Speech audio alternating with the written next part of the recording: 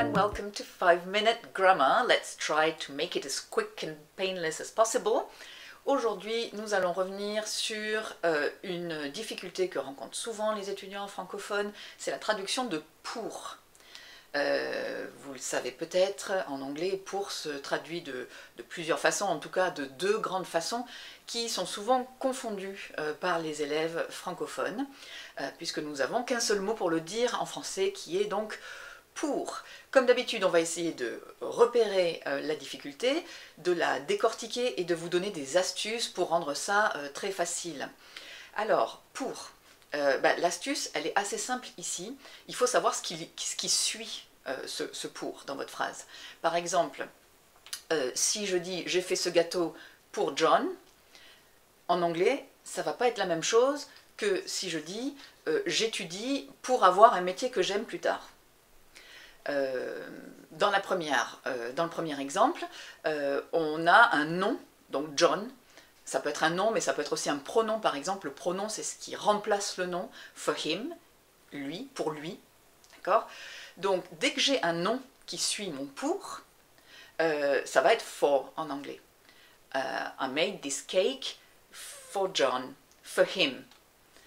Donc, dès que j'ai un nom, tout simple, ou un pronom, ou un groupe nominal, mais il ne faut pas qu'il y ait de verbe derrière, ce sera for. Okay? Dans l'autre cas, donc, c'est plus compliqué. Enfin, en tout cas, il y a une phrase qui arrive derrière. Il y a une phrase avec notamment un verbe. J'étudie pour avoir un métier que j'aime. C'est une proposition. Une proposition, c'est un sujet, un verbe, un complément, généralement, derrière. Donc, ce pour, là, il va être différent en anglais, ça va être to. Alors pourquoi to? En fait, le petit moyen mnémotechnique pour vous en souvenir, c'est qu'en fait to est finalement, on va dire, une abréviation d'une expression plus longue qu'on pourrait utiliser ici aussi, in order to, dans le but de.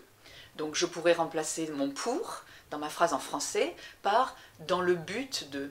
J'étudie dans le but d'avoir un métier que j'aime, qui me plaît.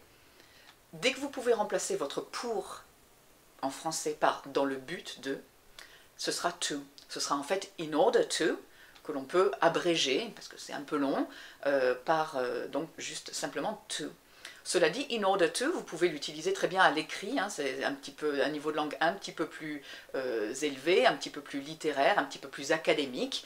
Donc dans vos productions écrites, vous pouvez très bien prendre l'habitude d'utiliser in order to à la place de to, et ça vous évite aussi de faire la faute.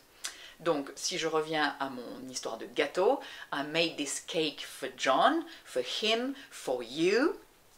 Et donc, I study in order to have a job that I like. Ou I study to have a job that I like. Dès que vous avez un verbe derrière, c'est to avant. Comme d'habitude, l'idée c'est de mettre ça sur un petit post-it, d'autant que là la leçon elle est quand même assez simple.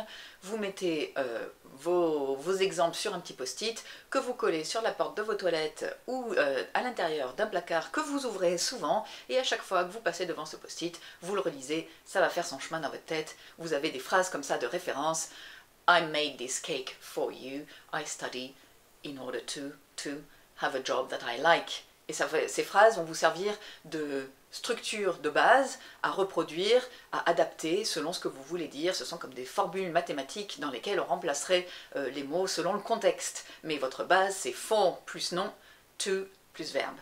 I hope this was as simple as expected. See you later. Have a good day. Bye.